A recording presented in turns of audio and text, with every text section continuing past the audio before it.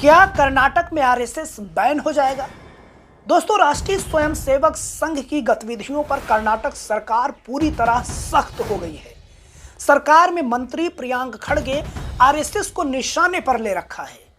उनका साफ कहना है कि अगर प्रदेश में शांति भंग हुई तो आरएसएस पर बैन लगा देंगे। इसके पहले भी उन्होंने संघ पर बैन की मांग की थी, जिसके बाद सरकार आरएसएस के खिलाफ बड़ा बिल लाने जा रही है। राज्य सरकार जो है वो आरएसएस के खिलाफ एक बड़ा बिल लाने जा रही है, जिसके तहत नियमों को नहीं मानने पर 3 साल तक की जेल होगी। सरकारी जगहों पर जो है कार्यक्रम नहीं करने दिया जाएगा।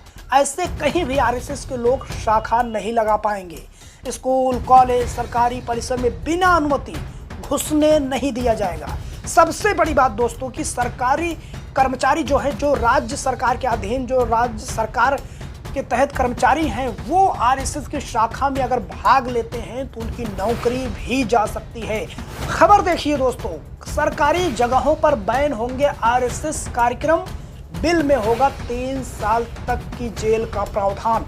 तो ये इंडिया टुडे की खबर है। इंडिया टुडे का जो आज तक है उसकी खबर है। कर्नाटक सरकार एक नया बिल लाने वाली है जो सरकारी परिसरों में आरएसएस जैसे संगठनों की गतिविधियों पर रोक लगाएगा। बिल के तहत किसी भी धार्मिक या राजनीतिक प्रोग्राम के लिए जिला कलेक्टर और पुलिस अधिकारी की अनुमति जरूरी होगी। तो ये बिल कर्नाटक सरकार जो है वो लाने जा रही है। आरएसएस के खिलाफ जो है, आरएसएस पर सख्त जो है कार्रवाई की जाएगी, सख्त पाबंदी जो है, तमाम नियम बनाए गए हैं। बिल में जो साफ साफ लिखा गया है कि सरकारी परिसर में किसी भी धार्मिक या राजनीतिक प्रोग्राम के लिए अनिवार्य परमिशन लेनी होगी।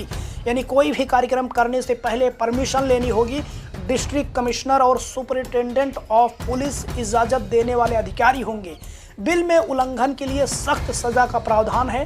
पहली बार उल्लंघन करने पर 2 साल की जेल और 50,000 रुपए का जुर्माना हो सकता है, जबकि दोबारा उल्लंघन करने पर 3 साल की जेल और 1 लाख रुपए का जुर्माना लग सकता है। लगातार उल्लंघन करने पर हर दिन 5,000 रुपए की पेनाल्टी का प्रस्ताव है। दोस्तों, आरएसएस पर अवैध गतिविधियों में लिप्त रहने के आरोप लगते रहते हैं। तो आरएसएस को लेकर कर्नाटक सरकार जो है वो सख्त हो चली है। आपको याद होगा, इसके पहले तमिलनाडु में एक स्कूल में शाखा लगाने पर 39 आरएसएस कार्यकर्ताओं को हिरासत में ले लिया गया था, उन्हें गिरफ्तार किया गया था। तो दक्षिण भारत में जो है, चाहे वो कर्नाटक हो, चाहे उसके बाद चाहे तमिलनाडु हो, यहाँ पर आरएसएस को लेकर आपको सख्ती दिख जाएगी। आपने देखा होगा कि किस तरीके से आरएसएस कहीं भी जो है वो अपनी शाखा लगाती थी। जेएनयू में आपने देखा होगा, जवाहरलाल नेहरू विश्वविद्यालय में, दिल्ली विश्वविद्यालय में आरएसएस अपनी शाखा लगाती है, वहाँ पर वो अपने कार्यक्रम करती है।